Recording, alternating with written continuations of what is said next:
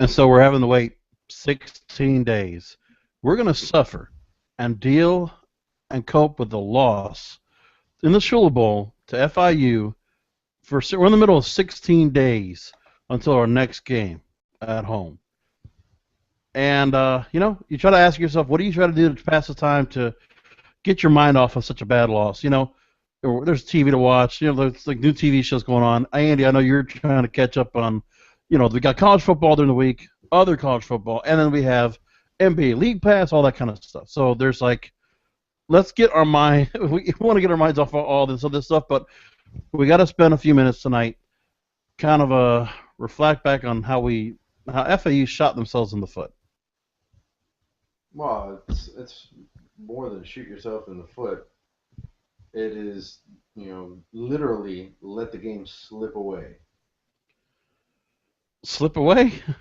Well, as soon as the rain came down after a 2-hour rain delay, that's pretty much what it did. Okay, so look, we can kind of work around what went wrong. One thing was, would it make any difference for us to say shoulda, woulda, coulda if the game didn't get a long delay, if the team didn't get cold, if all these variables didn't happen? We probably had a little bit of momentum going into the half that probably got drained away with the delay, but we weren't playing well, at the beginning of the game either. It just looked sloppy. I said it last week, and I was hoping that it didn't happen. I was hoping that we wouldn't have a letdown. I was thinking we were going to have a letdown half, and then we would come out and start playing ball against these guys, figuring that we were going to be serious about it, and we were not. I bring that microphone. It's a little hard to hear you, but Right. So with that said, you got to say to yourself, again, the road where. It doesn't look like there's much of a difference on how. And this wasn't really much of a road game. We had to travel, a little bit more. We traveled, an hour? Come on, man. They had no crowd, advantage. Let me tell you something. We'll get to that later, but there was no reason for us to look that bad. I understand that FIU is an improved team and they are playing better, but to tell me that we should have got blown out by that like that, I don't think so. Look, the guy Benjamin that's on secondary for them looked like $1 million, but they were avoidable plays. They were just throws that didn't need to happen. And, run backs for touchdowns, all this stuff that just unavoidable plays. And I think Wyoming, we had the same problem. Of course, you can't really talk about those first 2 games on the road, but in the same respect. But the Wyoming game and this game, you just feel a lot of similarities. Like I said, there was some avoidable turnovers that, and also penalties as well that just didn't do us any justice. Didn't help us at all. We're not playing well on the road this year. That's easy to see, but this one is much more different than the Wyoming game only because it's a conference game that hurts. We just can't give away conference games like this that you just can't do it. Can't go into this conference thinking that you can win this conference, with 1 or 2 losses. I don't think it's going to happen. And the other thing, too, is that you always talk about the younger teams that are not mature. They always have problems. They might be able to win at home, but not so much on the road. But you think there is a little bit of depth, and there are some people that have been on this team for a while. They just I wouldn't. Right. I think you're right. I would not consider this a young team. Quez Johnson is a junior. Lucky Whitehead, who's one of the guys playing well. He's a senior. Andre Kirk has been around. These guys are not, freshmen. These guys are not redshirt freshmen. They've been playing ball for a while, and you just have to know that when you come off of a big win like they did last week, or 2 weeks ago, that you have to go. You have to come in and say, listen, You got to start playing ball for real, man. None of this other stuff. You have to come in and play ball for real. And they did. In the game too. Okay, when you take that delay into account, and we'll move on from here. In the game plan, I mean, when you have that long a delay, I can understand maybe half an hour to an hour, but when you're talking about 2 hours, I mean, do you decide to change and say, Hankerson, go ahead and start, warm him up? You know, No. I mean, there is nothing you can plan for, and you really don't want to change anything. You know, you just have to have your guys focused. That's the key, is to have them focused. Well, because it's got to be tough. I mean, and this is one of those anomalies that, when does this happen when the rain kind of goes like that? But the funny part is FIU's had a bunch of delays at home in all this year. So it's like they're adapted to the times it happened to us, and it's like not much we could do there. And, I don't want it to be an excuse for us to why we lost, but we had opportunities even after screwing up, a bunch of times. We were still pretty much in the ball game towards the end of the game. Yeah. Until the wheels fell off the wagon, we were, in that ball game until very late. But I mean, listen, when Warren is, giving his best Sammy Smith impersonation of, fumbling the ball at the goal line, you're not going to win ball games like that. That's 12 points. Well, 14.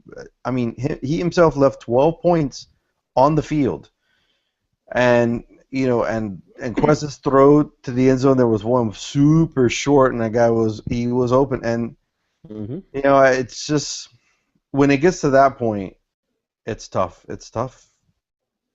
I mean, I don't know what happened, but we could not run. And the other thing too is that we were giving FIU the short field the whole game. I mean, that Magoo quarterback. That guy had a short field, and then times when he had a long field to run with, there was good penetration, and we were able to get in and penetrate on that offensive line and break through quite a few times in that ball game. But listen, FIU's defense dominated us at times, and that's a tough deal, man. It's tough, like I said, I think it had a lot to do with the letdown from the week before. Getting a big win, coming back, it takes a lot out of you, and I think it took a lot out of us to come back against San Antonio, Texas. So, and the short schedule, the short week, and the shortened days, and the delayed. I mean, there's a lot of listen. You know what they are? There are a lot of excuses, and excuses don't justify getting blown out. They might justify you coming out a little flat and then starting to turn around and play some ball in the second half. Okay, but doesn't justify you, getting smacked around like that. Coach Partridge talked about after the game on Monday during the coaches show, saying that he felt like with the short week, he felt mentally prepared to say, yeah, today feels like a Tuesday on a Monday, and I think we did the right things to prepare the kids. It sounded like. But the kids weren't. I don't know what you do there. But I mean, what do you take it to this now? I mean, we might have other games later on this year, or we'll always have games where the TV schedule will make us play earlier in the week. But something's got to be said where when any situation like this, there has to be something else that has to happen here to make sure that any situation, this team stays on focus. Well. Now going into this week, you're worried. Western Kentucky, a quality team. You're worried that this game doesn't cause you to have a hangover going into that one. Yeah. You don't want games like this to have that doubt, that was a little lingering doubt, start to grow and say, wow, maybe we really aren't that good a football team. And it's a tough sell for Coach Partridge to be able to turn that around and say, listen, that was just an anomaly. We just played bad football. Yeah. People on the outside can say, oh, yeah, we just played bad, but, we should be able to come back and play Western Kentucky well at home. We can have a hangover from it. I mean, there's a couple of things that just show that we're as a program, and you think with the coaching staff behind Coach Partridge, they've had a year in the system to kind of get things kind of settled so that the people are kind of well grounded into the system, and that some mistakes can be avoided to be made. you are prepared the way you prepared last year. You did, you want to grow from what you're doing. You want to be able to say, okay, let's not have any issues trying to win on the road. Let's get some road wins, and then from there, let's finally put a couple of wins together. We're just not getting there yet. We're kind of just doing stop and go right now. And and like I said, Coach Partridge is going to have his few years of getting his guys in here and getting his system in here. So it might take a little while, but we're just going to have to be patient. Does anybody out of the game? I mean, from FIU, was there anybody that felt like might have gotten a game ball out of that really was able to withstand? Because I will give credit to the fact that when you have that defense out there and having to go out there and struggle, I mean, and having to just be out there and work their way through for 5-6 hours, have to be mentally prepared, trying to get out in the field, deal with they see turnovers left and right, and they have to go back out on the field. Listen, you can say whatever you want about the delay. You can say whatever you want that the 2-hour delay messes up. You know what? FIU dealt with the delay just fine. So, as far as I'm concerned, that's an excuse. If both teams have to deal with it, and one team does better than the other, then you know what? They were better prepared for it. And I've said it in earlier shows. This might just be growing pains with Charlie Partridge. He's a first-year coach. He's never head coached before. So we might just be going through growing pains, which is fine. But these, when you see mistakes like this happen, I mean, I don't think it was a mistake on his part. I just think that we were just lacking focus from the beginning. But when things like this happen, you don't want to see a trend of it happening. You just want to see it happen once or maybe twice, and then the coach kind of figures out a way to deal with it. I mean, the thing is, there's a couple ways to take this. Yes. Let's look forward and say, okay, the rest of the conference. There's really not a couple of ways to take it, man. We took a beating. No. I'm saying this. I'm saying the fact that we were impacted pretty severely by this game because it was our rival, and we have a lot of days before we play another football game to redeem ourselves. That's the impact I'm talking about. Oh yeah, well. After that, we can worry about the rest of the schedule and say, okay. You just hope that over those few days that we just don't lose that sour taste in our mouth, because that can provide a little bit of motivation too. Well, we have this much time. Look, they're going to get their butts kicked right now in practice. Who knows what they're going to be doing? But that's all they're going to be doing is practicing. Pretty much, they're going to be with the coaches just being pissed. They're going to have a chip on their shoulder. Infamous words from Allen Iverson. Practice. Practice. I'm talking about practice. I'm talking about games. Practice, you can do whatever you want. You can look like an NFL team in practice. You got to show it up on the field. By the way, talking about trying to look like an NFL team, whatever. Man, can FIU try to look like a college team?